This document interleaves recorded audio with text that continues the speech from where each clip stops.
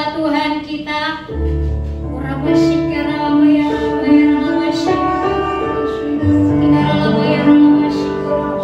Kami bersyukur kepadamu Tuhan, oleh karena kasih setiamu, oleh karena perkenananmu Tuhan yang terus kami nyatakan di dalam hidup kami Tuhan. Bahkan kami bersyukur untuk sepanjang 1 tahun ini Tuhan. Dari 2020 Tuhan Engkau menyertai setiap kami, dan Engkau mau kami masuk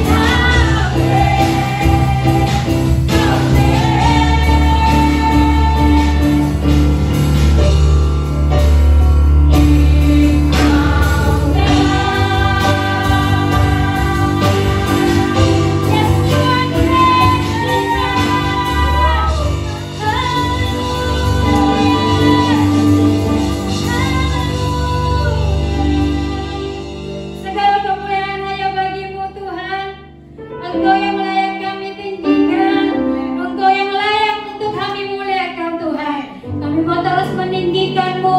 Kami masuk gerbang-Mu Tuhan dengan penuh dengan sukacita. Dalam nama Tuhan Yesus, haleluya. Amin. Kita berikan suara-suara yang terbaik buat Tuhan kita. Haleluya. Shalom saudara-saudara semua yang ada di rumah. Kita undang semuanya untuk bangkit berdiri. Kita mau terus masuk gerbangnya Tuhan dengan penuh dengan sukacita. Amin.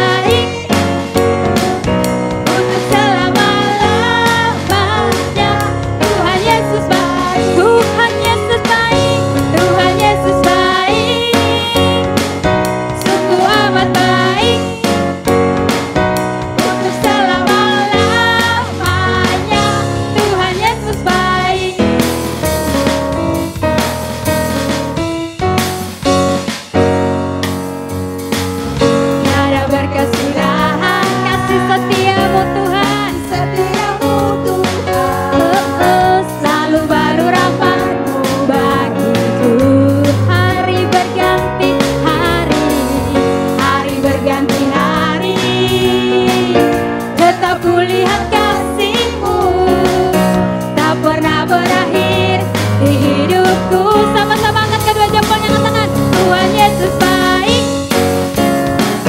sungguh amat baik. Untuk selama-lamanya. Tuhan Yesus baik, Tuhan Yesus baik, Tuhan Yesus baik. Sungguh amat baik. Untuk selama-lamanya. Tuhan Yesus baik, Tuhan Yesus baik, Tuhan Yesus baik. Sungguh amat baik. Untuk selama-lamanya. Tuhan Yesus baik.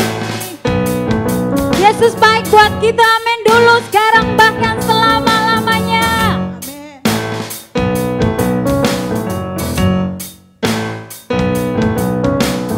Yesus baik bagiku, Yesus baik bagimu, dulu, sekarang, dan selamanya. Dia sungguh baik. Yesus baik bagiku, Yesus baik bagimu, dulu, sekarang, dan selamanya. Dia sungguh baik. Tuhan Yesus baik. Sungguh amat baik. Untuk selama-lamanya. Tuhan Yesus baik, Tuhan Yesus baik, Tuhan Yesus baik. Pentakosta ketiga. 1. Pentakosta ketiga adalah pencurahan Roh Kudus yang dahsyat di zaman now, melebihi yang terjadi di Azusa Street. 2. Pentakosta ketiga akan mengakibatkan penuaian jiwa yang terbesar dan terakhir sebelum Tuhan Yesus datang kembali.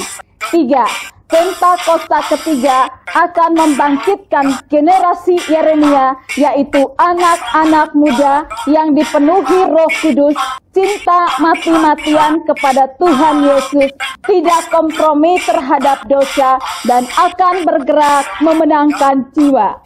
4. Pentakosta ketiga lahir di Indonesia dan bergerak ke bangsa-bangsa.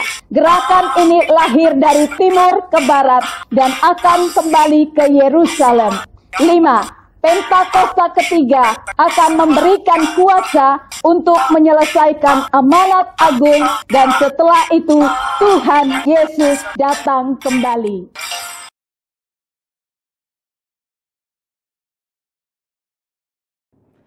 Shalom saudara, puji Tuhan karena penyertaan Tuhan kita bisa masuk tahun 2021. Kita percaya bersama dengan Tuhan Yesus, tahun ini pasti lebih baik dari tahun 2020.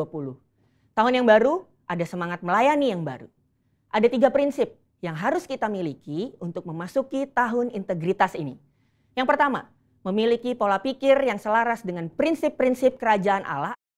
Prinsip-prinsip kerajaan Allah artinya mengikuti hal-hal yang Sang Raja tetapkan dan meneladani karakter Tuhan Yesus. Apa saja karakter yang menonjol dari Tuhan Yesus? Karakter Yesus yang paling menonjol adalah kasih. Kita dapat mengasihi orang lain dan diri sendiri karena Allah sudah lebih dulu mengasihi kita. Kasih manusia sangat terbatas dan kadang didasari oleh ada maunya. Tapi kasih Allah tidak terbatas dan tak bersyarat. Luar biasa kan? Roma 5 ayat yang ke-8 berkata, akan tetapi Allah menunjukkan kasih-Nya kepada kita oleh karena Kristus telah mati untuk kita ketika kita masih berdosa. Yuk terus belajar untuk memiliki karakter Yesus, yaitu kasih kepada semua orang. Ekspresi nyata dari kasih Kristus adalah mengampuni. Allah mau mengampuni kita Karena itu, mari kita lepaskan pengampunan di awal tahun ini kepada siapa saja yang Roh Kudus ingatkan. Mengampuni bukan mengubah masa lalu, tetapi menjaga hati kita untuk tidak terikat dan terluka atas kejadian yang tidak menyenangkan. Ketika saudara mengampuni, hati kita dibebaskan dari perasaan negatif dan belenggu intimidasi. Karakter Kristus selanjutnya adalah memberi. Yesus betul-betul melayani para murid. Yesus fokus memberi teladan, waktu, dan hidupnya kepada murid. Dan lihat, apa yang 12 murid itu lakukan dampaknya sampai sekarang masih terasa. Itulah kekuatan dari memberi hidup. Yang kedua, memiliki pola hidup untuk memenuhi panggilan Tuhan. Dalam Kolose 3 ayat yang ke-17 dan 23, Allah menciptakan manusia agar kita memuliakan Dia. Bagaimana caranya? Yang pertama, gunakan semua talenta dan potensi untuk kemuliaannya. Apapun talenta dan potensi kita, gunakanlah untuk memenuhi panggilan Tuhan. Yang kedua, gunakan semua fasilitas, materi, dan kemampuan untuk menyelesaikan amanat agung. Ayo, terlibat di dalam Pentakosta ketiga ini untuk menuntaskan amanat agung. Jangan berkata kita tidak bisa apa-apa, karena sesungguhnya Tuhan sudah berikan kita kemampuan untuk bekerja di ladangnya. Yang ketiga, memiliki gaya hidup, doa, pujian, dan penyembahan. Gaya hidup doa, pujian, dan penyembahan adalah DNA gereja kita. Dan ini adalah motor untuk kita bisa bergerak maju di dalam pelayanan. Pastikan memasuki tahun ini roh kita menyala-nyala di dalam Tuhan. Apakah saudara masih merindukan hadirat Tuhan? Hadirat Tuhan merupakan satu manifestasi kuasa Allah yang dapat dirasakan setiap anak-anaknya. Kita harus sesering mungkin masuk ke dalam hadirat Tuhan dan bertemu dengan Dia secara pribadi. Karena di dalam hadiratnya ada kelepasan, kekuatan, pemulihan, dan kesembuhan. Apakah saudara masih merindukan pengurapan dari Tuhan? Pengurapan adalah kemampuan ilahi yang memampukan kita untuk melayani Tuhan. Pribadi yang merindukan pengurapan Tuhan akan selalu dijauhkan dari kesombongan karena menyadari bahwa semuanya ini berasal dari Tuhan, bukan karena pengetahuan dan pengalaman belaka. Yang terakhir, masihkah kita menyembah Tuhan dengan roh kita? Bila kita sering berdoa dalam bahasa roh, maka roh kita akan lebih peka, sehingga kita akan lebih banyak mengetahui rahasia-rahasia sorgawi. 1 Korintus 14 ayat yang keempat berkata, orang yang berbahasa roh itu membangun dirinya sendiri. Memasuki tahun 2021, ayo jangan sampai roh kita kendor. Jadi, jika saya rangkum, ada 3 sikap yang perlu kita miliki di tahun ini. Hidup sesuai prinsip-prinsip kerajaan Allah, jalani hidup yang sesuai dengan kehendak Tuhan, dan giat berdoa, memuji, dan menyembah Tuhan. Saya percaya kita bersama-sama melangkah masuk ke tahun integritas dengan penuh semangat. Haleluya! Saudara, untuk penjelasan lebih lengkapnya dari tim teologi kami, jangan lupa buka link yang ada di atas atau scan QR Code yang tersedia. Tuhan Yesus memberkati.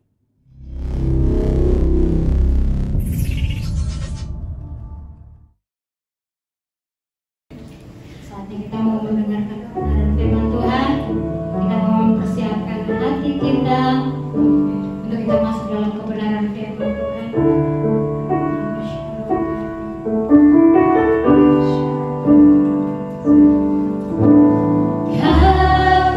Di setiap langkahku,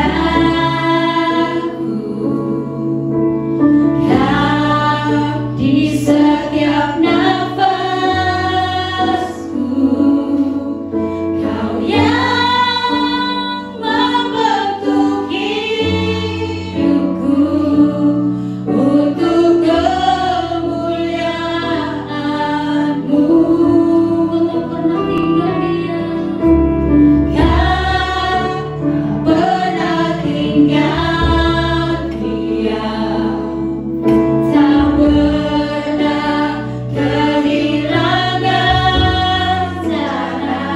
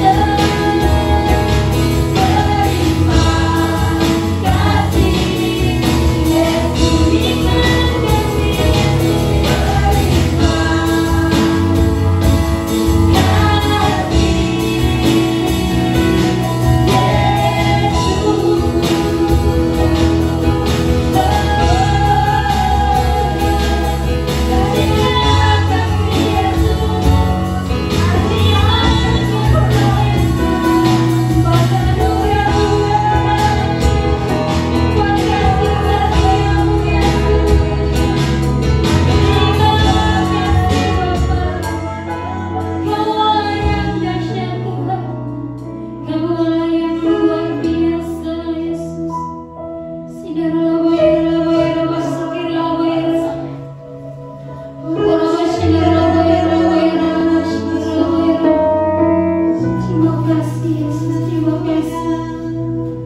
bersyukur buat kebaikan kasih setiamu Tuhan. Kami bersyukur buat anugerah-Mu yang terus melimpah bagi setiap kami Tuhan. Terima kasih Yesus, terima kasih Yesus. Saatnya kami mau mendengarkan kebenaran firman-Mu Tuhan. Urapi hamba-Mu yang memberitakan kebenaran firman-Mu.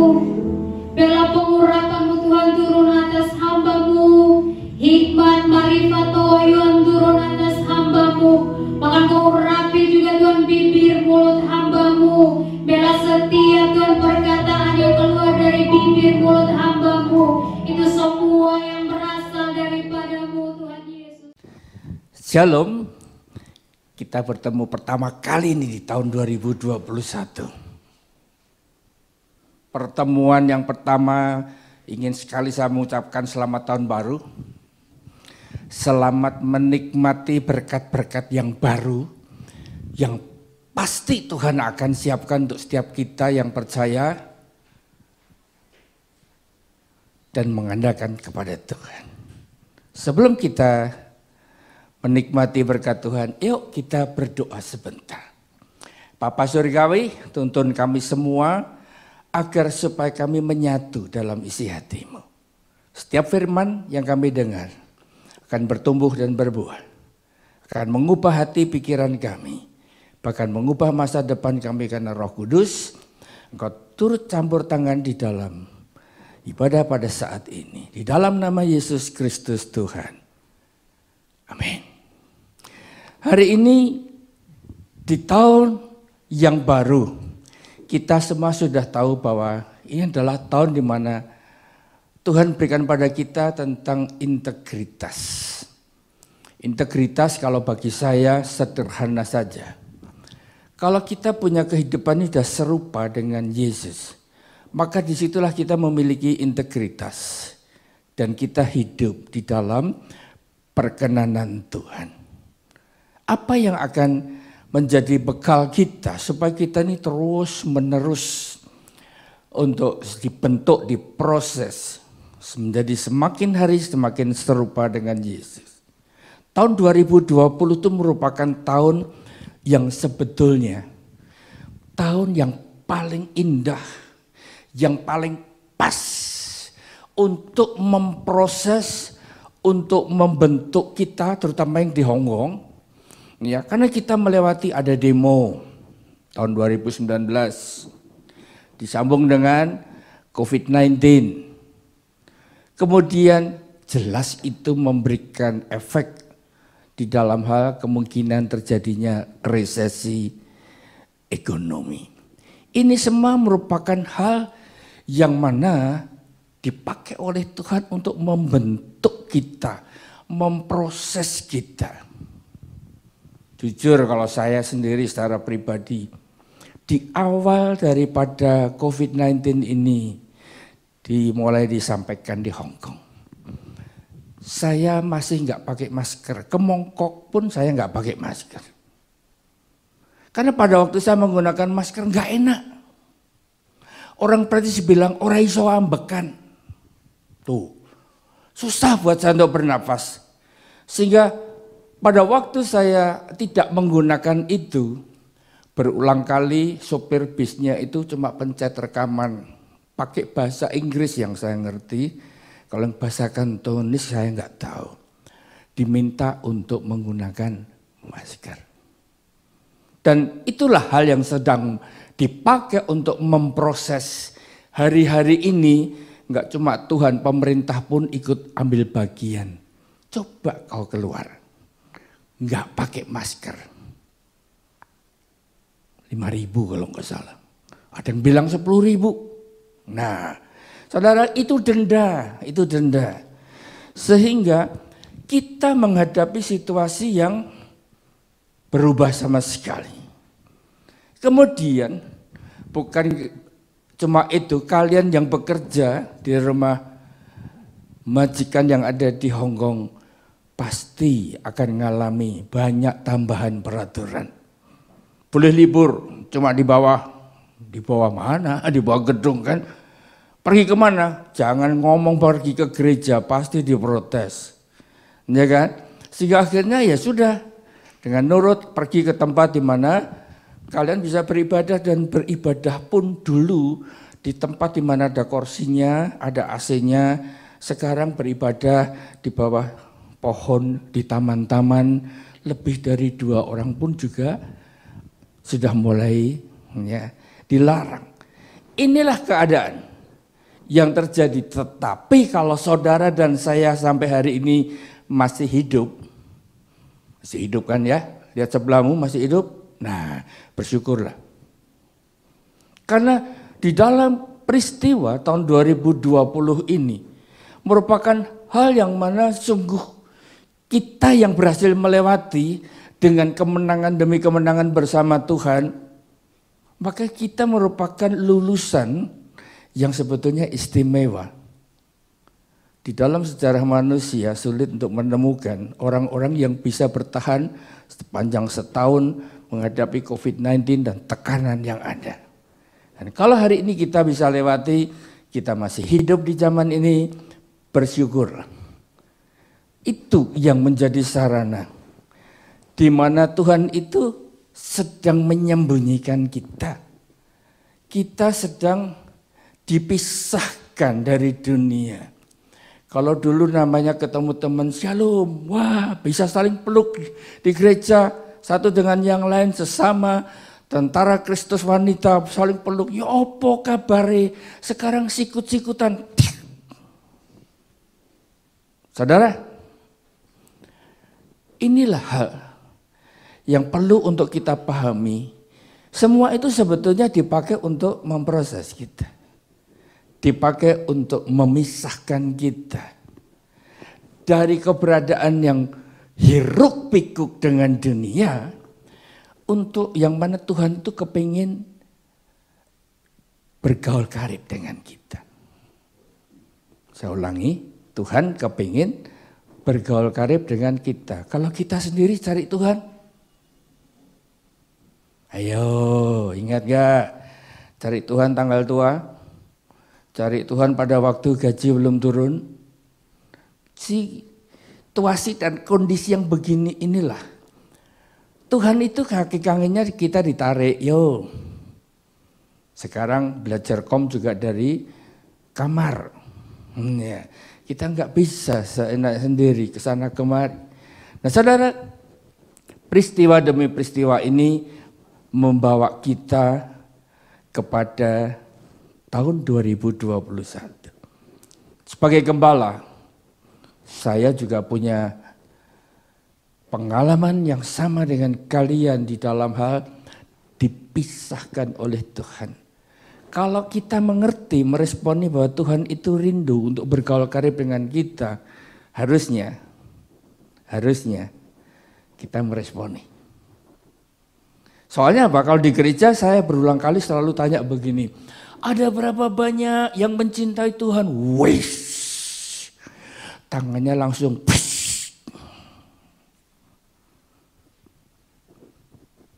Kalau namanya cinta ya berarti suka cari-cari kan, mencari akan dia.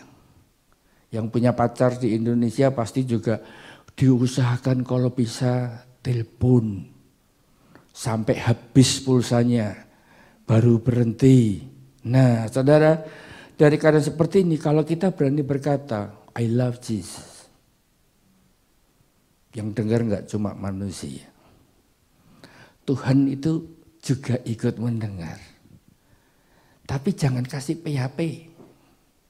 PHP, penderita COVID-19. Bukan ya, PHP itu pemberi harapan palsu. Nah, jangan sampai kita memberi PHP kepada Tuhan.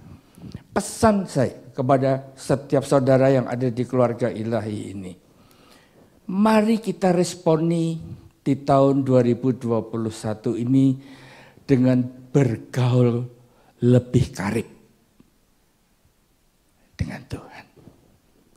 Kita bergaul karib dengan satu dasar, Yaitu karena kita membalas cintanya.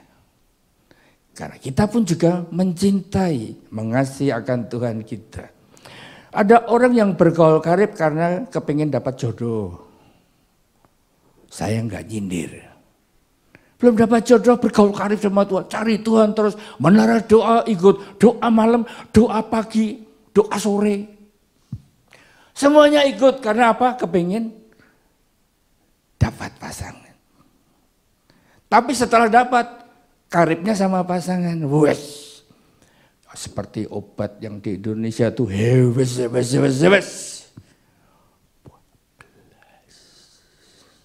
Iya, tahu maksud saya? Nah, enggak, karena kita cinta. Cinta itulah yang perlu kita pertahankan, bahkan lebih lagi di tahun 2021. Kenapa? Kondisi makin sulit. Kondisi serba tidak menentu. Jangan mengandalkan vaksin.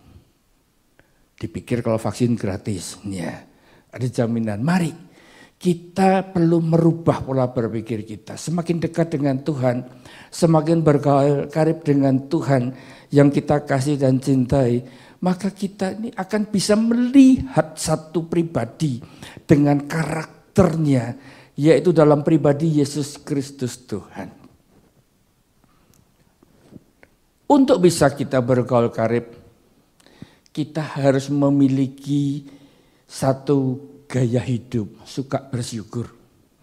Efesus 5 ayat 20.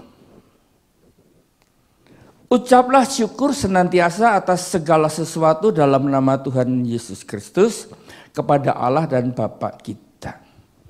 Mengucap syukur senantiasa dalam segala sesuatu. Pengertian segala sesuatu ini berarti dalam keadaan baik, dalam keadaan kurang, dalam keadaan sehat, dalam keadaan sakit. Ini gambaran segala sesuatu di mana Tuhan itu rindu supaya kita ini mengucap syukur. Di dalam kondisi sedang pacaran atau yang pernah pacaran dan akhirnya menjadi pendamping hidupnya. Coba kalau setiap hari ketemu, waktu ketemu mintanya duit terus. Kalau ketemu ngomel terus. Kalau ketemu selalu ada keluhan demi keluhan. Saya rasa nggak ada satu orang pun yang mau untuk mendampingi. Bayangin kalau kita datang dengan ucapan syukur untuk Tuhan. Saya pikir gampang, sederhana, kenyataannya susah. Karena ada langkah yang kita harus lewati. Apa yang perlu kita lewati yaitu Filipi 4 ayat 8. Kalau kita nggak berhasil menemukan di dalam seluruh peristiwa yang terjadi dalam hidup kita tentang segala sesuatu yang benar, yang mulia, yang adil, yang suci, yang manis, yang sedap didengar, yang disebut kebajikan dan patut dipuji, dan kita nggak mampu menemukan itu dalam setiap peristiwa, saya yakin susah untuk kita mengucap syukur. Perlu untuk kita mengenal pribadi Yesus. Sehingga pada waktu kita mengenal pribadinya dalam hidup kita, apapun yang kita alami, yang kita rasakan, kita temui, pasti akan ada yang baik yang disediakan oleh Allah kita buat saudara dan saya. Sesuatu yang menjadi karakternya Yesus, kepribadiannya yang tidak bisa dia ingkari. Maka kondisi seperti ini, saya ambil contoh kalau ada yang sakit. Saya pernah sakit mendadak pada hari itu, di tengah sukacita, di tengah di mana saya sedang bekerja di kantor, habis makan yang enak pun mendadak dijemput. Yang jemput siapa? Ambulans. Nah, ini gambaran situasi yang bisa terjadi dalam hidup kita, bahwa tidak seperti yang kita harapkan. Pada waktu saya mencoba menembus masalah yang sedang saya hadapi, saya sedang melakukan breakthrough untuk menjebol tembok yang menghalangi saya untuk melihat kebaikan Tuhan. Saat saya belum ketemu, saat saya belum mendapatkannya, maka begitu berkecamuk dalam pikiran ini. Apa, kenapa, masalah ini dan itu. Tetapi pada waktu saya hanya berpegang kepada janjinya. Di rumah sakit saya ucapkan, Allah turut bekerja untuk mendatangkan kebaikan bagi Bobby yang mengasihi Tuhan. Bagi Bobby yang terpanggil sesuai dengan rencananya. Apa yang sebetulnya ada di hati Tuhan belum saya dapatkan. Tapi itu janji saya pegang karena saya tahu karakter Yesus. Dia enggak pernah sekali-kali membiarkan dan meninggalkan saya. Sehingga apa yang baik, nah saya tunggu. Dan itulah yang Tuhan izinkan terjadi. Saya diisolasi, saya disembunyikan Tuhan. Dan akhirnya saya mengenal lebih daripada sebelumnya. Kehidupan bersama dengan Yesus adalah satu kehidupan di mana kita saat bergaul, kita akan dapatkan transfer. Pengurapan, kita mendapatkan kekuatan, kita juga memperoleh akan kasih dan hikmatnya yang semakin berlimpah. Menjadi berkat buat kita. Karena kita mau bergaul karib dengan Tuhan. Dan inilah sesungguhnya hal yang kalau kita mulai mendekat kepada Tuhan. Rasul Paulus saja ngomong di ayat yang ke-9 dari Filipi pasal 4. Apa yang telah kamu pelajari dan apa yang telah kamu terima. Dan apa yang telah kamu dengar dan apa yang telah kamu lihat padaku. Lakukanlah itu. Maka Allah sumber damai sejahtera akan menyertai kamu. Allah sumber damai sejahtera akan menyertai kamu. Lihat Paulus dan mengikuti apa yang dia ajarkan. Dan pada waktu kita lakukan itu ternyata Allah sumber damai sejahtera itu akan menyertai saudara dan saya. Dengan kata lain damai sejahteranya ada dalam hati kita. Mari, tandanya orang yang bergaul karib dengan Tuhan adalah orang yang memiliki damai sejahtera yang tidak bisa dicuri oleh siapapun dan apapun juga. Boleh tergoncang, boleh terganggu dalam hitungan detik kalau bisa. Dan rebut kembali. Itu hanya bisa kalau kita memiliki tekad. Memiliki tekad untuk bergaul karib dengan Tuhan. Bahkan kalau kita perhatikan dalam perjanjian lama. Ada seorang bujang namanya Elisa. Dia punya tuan. Bayangin, tuannya ini sudah pamit. Ya, ayo kamu tinggal aja di Gilgal gitu kan. Ini satu gambaran di mana tuannya yaitu Elia ingin untuk meninggalkan bujangnya ini. Tapi bujangnya ngotot. Saya nggak perlu cerita banyak lah. Kemanapun juga tuannya pergi, disitulah dia ada sampai niat, tekad, juga komitmen yang dibuat itu membuat Allah turut campur tangan jubahnya Elia jatuh. Bayangkan kalau kita ini ya, berani ngomong, apapun yang terjadi di dalam hidupku, selalu ku berkata, Tuhan Yesus baik. Amin. Benarkah ini kalau enggak diuji, waktu mau pergi liburan enggak diizinkan majikan? Apapun yang terjadi, benar. Waktu pacarmu diserobot tetangga, apapun yang terjadi, di saat utangnya belum nggak dikembaliin, apapun yang terjadi.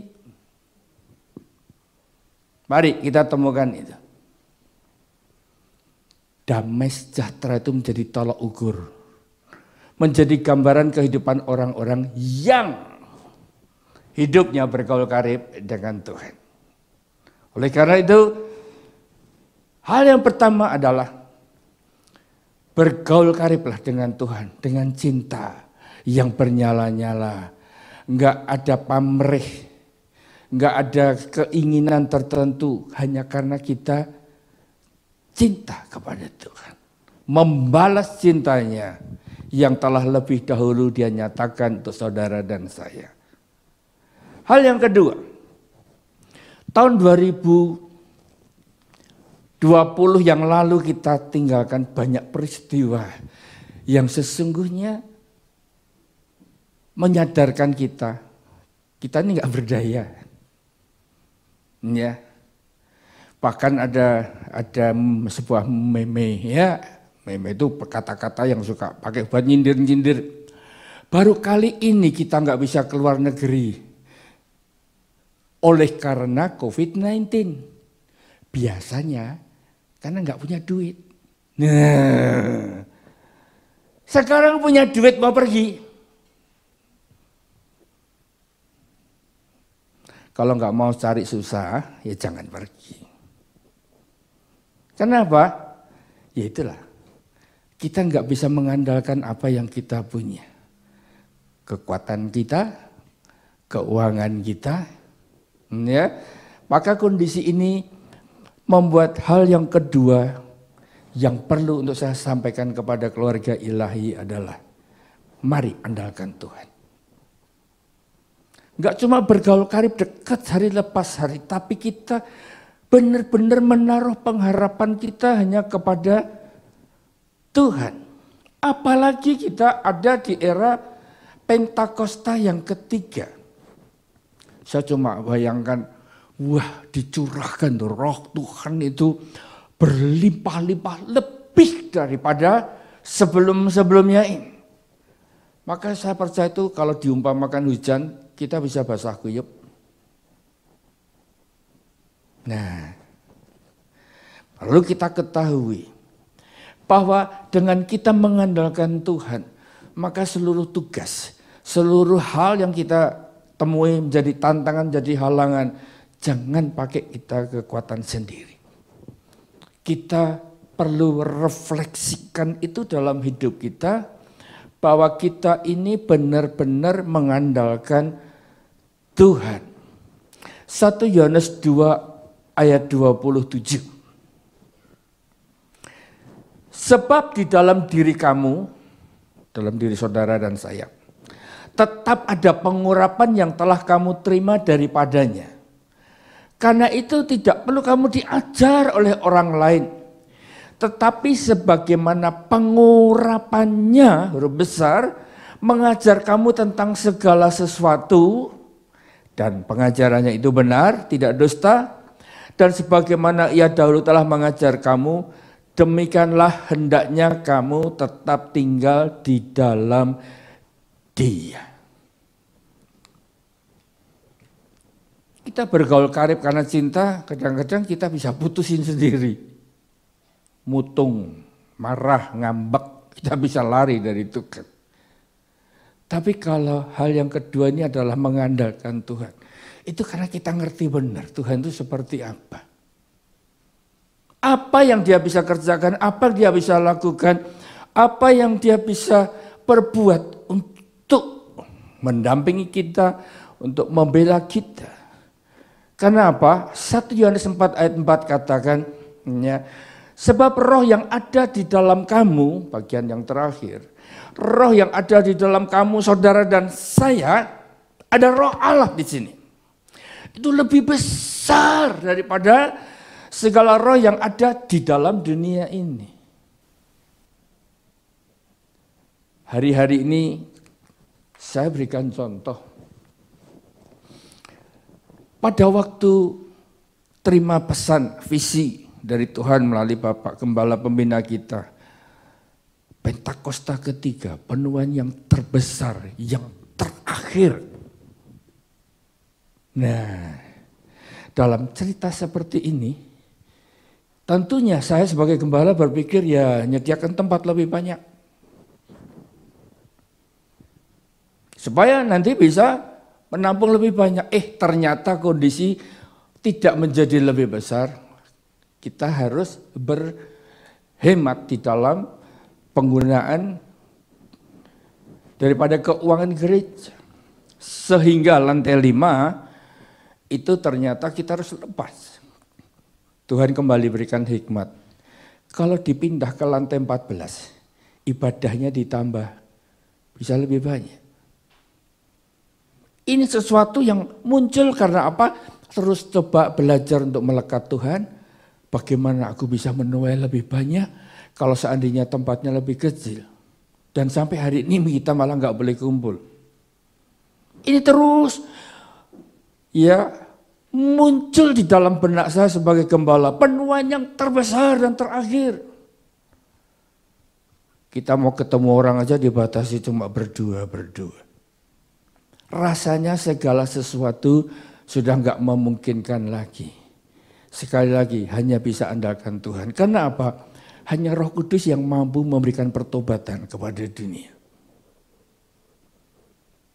Pada waktu kita berdoa, Efesus pasal 3:20 katakan bahwa Dia sanggup menjawab doa kita melebihi apa yang kita doakan dan pikirkan. Kalau itu kita serahkan dan andalkan ke tangan Tuhan. Saya yakin kalau Tuhan yang bergerak melalui rohnya menginsafkan dunia, kita ini tinggal ngumpulin saja. Ya, dibawa masuk ke rumah Tuhan. Oleh karena itu, mari andalkan Tuhan. Dan pada waktu saya terus bergumul tentang hal ini,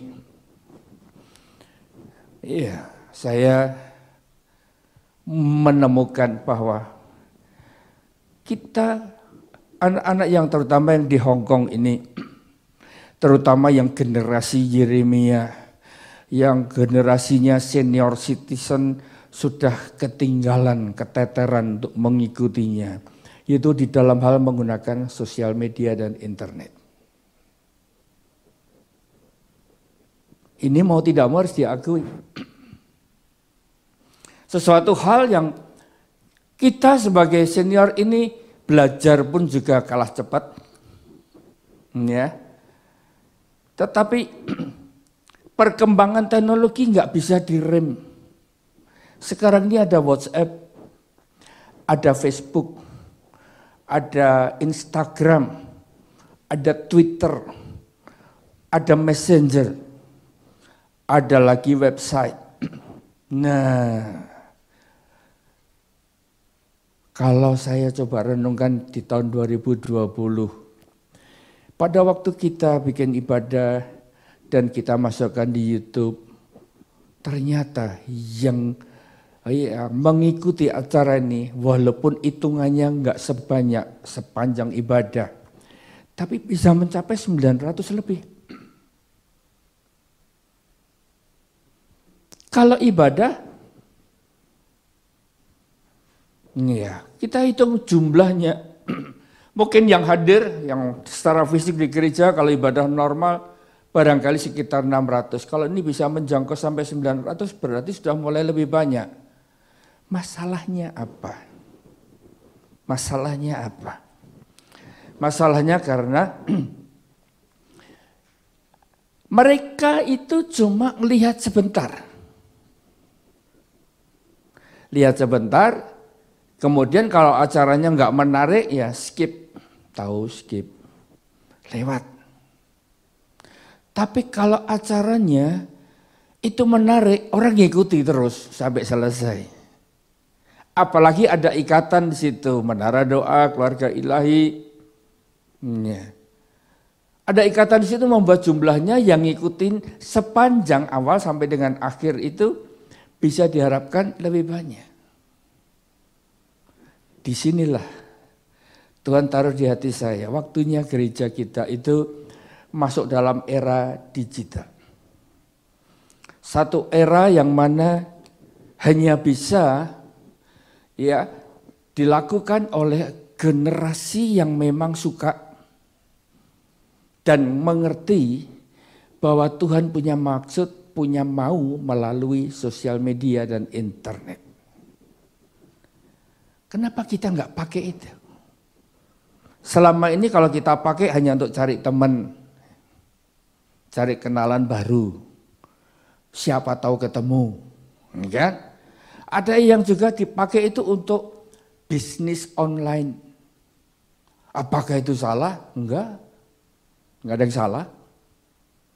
Karena itu merupakan sarana yang disediakan oleh dunia untuk membuat manusia itu bisa bersosialisasi. Nah, kalau kita sudah menemukan kondisi demikian, Tuhan taruh di hati saya, ada berapa banyak anak-anak yang punya Facebook, ada berapa banyak anak-anak yang menggunakan Instagram, bahkan ada yang bergerak di Twitter maupun Messengers, yang kemudian menggunakan WhatsApp-nya untuk penginjilan.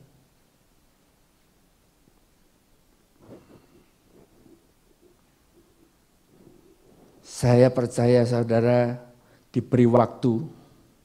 Tadi saya sengaja untuk menahan sebentar. Mulai mikirkan iya. Kalau bisnis kita, kalau di dalam pergaulan kita pakai untuk menceritakan tadi loh, kekasih kita. Kalau kita jatuh cinta itu, waduh, diajak ngomong soal kecintaan kita nggak akan bisa berhenti. Gitu kan? Coba diserempet gitu kan. Beruntung loh kamu dapat Mas Bejo. Waduh, itu dulu yang cari nguber banyak orang yang menang kamu. Dan ternyata betul Mas Bejo itu terkenal orangnya baik banget, sayang banget. Wah, saudara yang punya suami namanya Bejo, pasti ceritanya lebih lagi kan.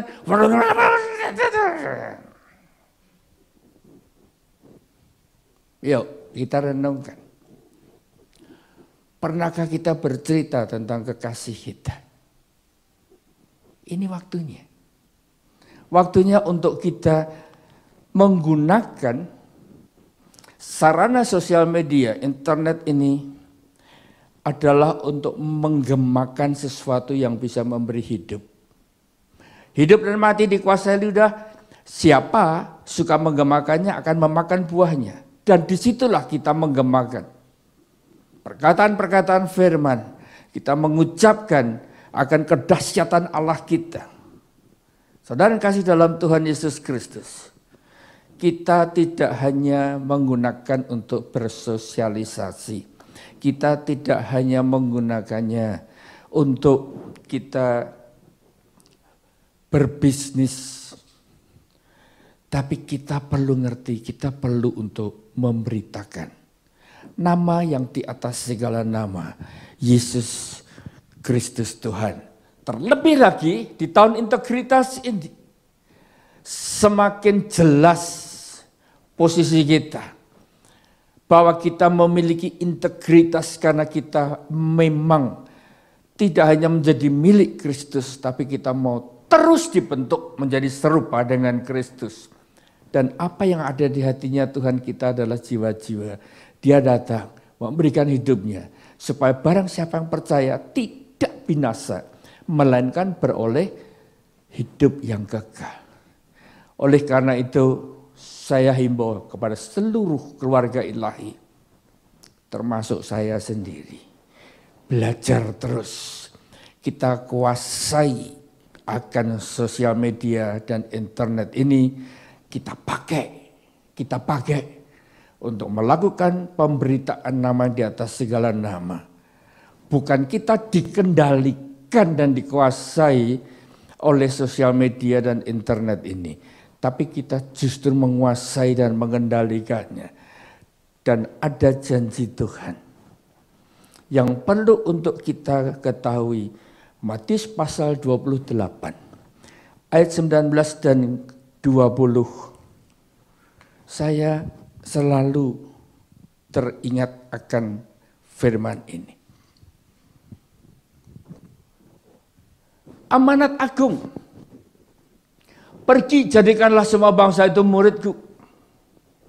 Ini menggambarkan orang lain supaya mengikuti apa yang kita perkatakan, yang kita lakukan, yang kita berbuat. Karena kita ini adalah serupa dengan Yesus. Nah, bagian akhir jawab pertanyaan saya, siapa yang mau disertai Tuhan sampai pada akhir zaman? Siapa yang mau disertai Tuhan sampai pada akhir zaman? Syaratnya cuma satu. Beritakan Injil. Saya amat sangat percaya pada saat kita secara konsisten kita memberitakan nama yang di atas segala nama. Itu Tuhan izinkan untuk kita menggunakan seluruh sarana yang ada di bumi ini. Enggak jahat, itu hanya sarana saja. Melalui perkataan kita, melalui pergaulan kita, juga termasuk sosial media yang kita punya, termasuk dengan internet yang kita kuasai. Pakai itu untuk memberitakan nama di atas segala nama. Kekasih jiwa kita. Jikalau dua hal ini kita lakukan, bergaul karib karena kita membalas cintanya Tuhan. Yang kedua, andalkan Dia untuk di dalam penuaian jiwa yang terakhir dan terbesar. Itu bisa terjadi melalui kita yang mau dipakai dan mengandalkan akan Tuhan. Saya yakin hidup kita nggak sama. 2021 boleh terjadi seperti apapun juga. Tetapi penyertaan Tuhan jauh di atas segala-galanya. Kenapa? Kita ini miliknya Tuhan. Kita ini kepunyaannya Tuhan. Kita hanya berharap dan mengandalkan Tuhan. Maukah saudara melakukan hal itu di tahun 2021 ini lebih daripada tahun-tahun yang kemarin? Enggak perlu angkat tangan, enggak perlu berkata apapun juga. Tapi hatimu datang kepada Tuhan. Katakan, aku mau Tuhan. Aku mau Tuhan. Sertai aku. Amin. Mari sebelum kita akhiri ibadah kita pada hari ini, kita hampiri Tuhan dan kita persembahkan. Karena kita enggak ingin datang dengan tangan yang hampa. Bapa Surgawi, kami tidak datang dengan tangan hampa. Kami bawa persembahan kami. Baik diakonia maupun juga persembahan umum. Kami berikan dengan sukarela, dengan sukacita tanpa paksaan. Karena Engkau Allah yang melihat hati. Dan biarlah itu berkenan di hati Tuhan. Bapa, memohon Kau curahkan berkat-Mu. Sebagaimana janji-Mu katakan beri, kepadamu akan diberi, satu takaran yang baik dipadatkan, digoncang sampai tumpah keluar. Tuhan juga akan curahkan kepada setiap kami yang dengan setia mengembalikan akan persepuluhan ke rumah Tuhan. Tidak hanya itu, Engkau akan usir belalang pelahap dari kehidupan setiap kami. Kiranya Engkau berkenan untuk menerima persembahan kami ini di dalam nama Yesus Kristus Tuhan. Amin. Mari siapkan hati untuk terima berkat yang daripada Tuhan. Saya punya kesukaan hari-hari ini adalah untuk naikkan pujian ini. Sesuatu yang Tuhan ajarkan dari Musa kepada Harun untuk memberkati anak-anak. Ini isi hati seorang gembala. Saya percaya juga ini isi hati Tuhan Yesus buat setiap kita. Pujian ini pada waktu saya dengar, saya senantiasa diberkati. Berbulan-bulan sudah saya dengar. Tapi sampai hari ini saya tetap merasakan berkat. Saya rindu ini sampai Tuhan datang menjemput.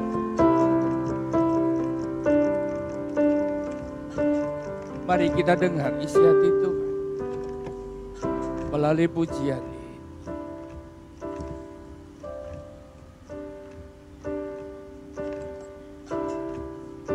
Lord bless you and keep you. Make his face shine upon you. Be gracious to you. Lord turn his face toward you and keep you peace. Lord bless you and keep you. Make his face shine upon you. Be gracious to you. Lord turn his face toward you and keep you peace. Mari angkat tangan buat dia. Amin.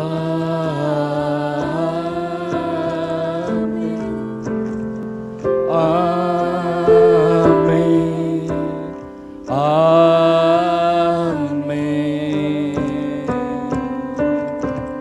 Amin.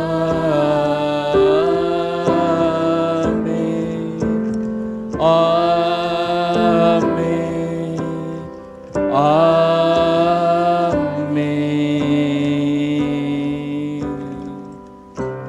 Lord bless you and keep you. Make his face shine upon you. Be gracious to you. Lord turn his face toward you and keep you peace.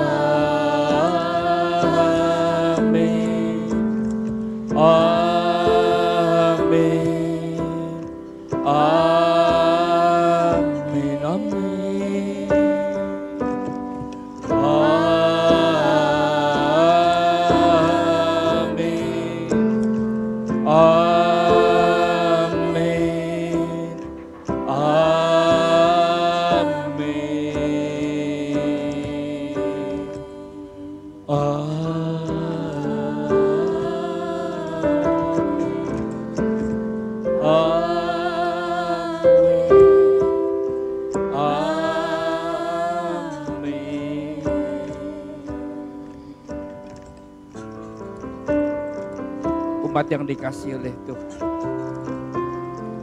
keluarga ilahi yang dibentuk untuk mempermuliakan Tuhan. Angkat kedua tanganmu, angkat hati, hampiri Tuhan. Berkati Tuhan umat dengan berkat-berkat yang baru yang mempermuliakan nama. Berkat rohani, jasmani, dan materi yang membuat kami memiliki persediaan untuk menjadi berkat. Oleh karena campur tangan Tuhan dalam hidup setiap kami, hidup yang menyatakan kemuliaan Tuhan itu semakin hari semakin nampak nyata. Karena Engkau mencurahkan kepada setiap kami melalui putramu yang tunggal, Yesus Kristus Tuhan. Persekutuan dengan Roh Kudus di era Pentakosta ketiga ini, biarlah membuat hidup kami adalah hidup yang memiliki integritas. Hidup yang menjadi contoh dan teladan. Oleh karena mereka melihat kami serupa, semakin hari serupa dengan Yesus. Dan itu terjadi dan membuat namamu yang akan dipermuliakan. Mulai saat ini sampai Tuhan menjemput di awan-awan yang berbaik. Mari yang percaya diberkati, bersama-sama katakan amin. Tuhan Yesus memberkati. Ibadah kita hari ini telah selesai. Bagi saudara yang rindu untuk menabur bagi pekerjaan Tuhan ataupun mengembalikan perpuluhan, silakan Anda masukkan persembahan Anda ke kotak persembahan yang tersedia di Gereja Tin Hau ataupun Gereja Mongkok, atau Anda bisa melakukan transfer ke nomor rekening yang tercantum di layar berikut di Standard Chartered Bank. Kelas KOM 100 dan 200 serta Training Equip hari ini, Minggu 3 Januari 2021, telah berjalan aktif kembali. Anda bisa mengikuti kelas-kelas yang ada melalui Zoom. Selama kita masih beribadah secara online, Menara Doa dapat Anda ikuti melalui Zoom pada hari Minggu, pukul 5 pagi sampai dengan 7 pagi, dan juga hari Jumat malam, pukul 8 sampai dengan 9.30 waktu Hong Kong. Informasi terkini mengenai kegiatan gereja kita, GBI Hong Kong, dapat Anda ikuti melalui website www.gbihongkong.org. Anda juga bisa mendapatkan warta sepekan secara rutin setiap hari minggunya di website tersebut. Contoh warta sepekan bisa Anda lihat di layar berikut.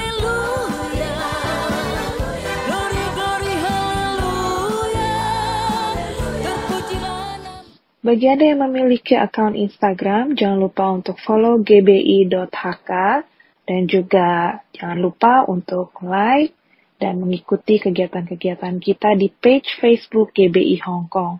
Dan yang terakhir, jangan lupa juga like dan subscribe channel YouTube GBI Hong Kong untuk Anda bisa mengikuti kegiatan-kegiatan kita secara online yang lainnya. Demikian pengumuman kita hari ini. Jangan lupa terus menjaga kebersihan dan ikuti protokol kesehatan yang ditetapkan. Sampai jumpa. Tuhan Yesus memberkati.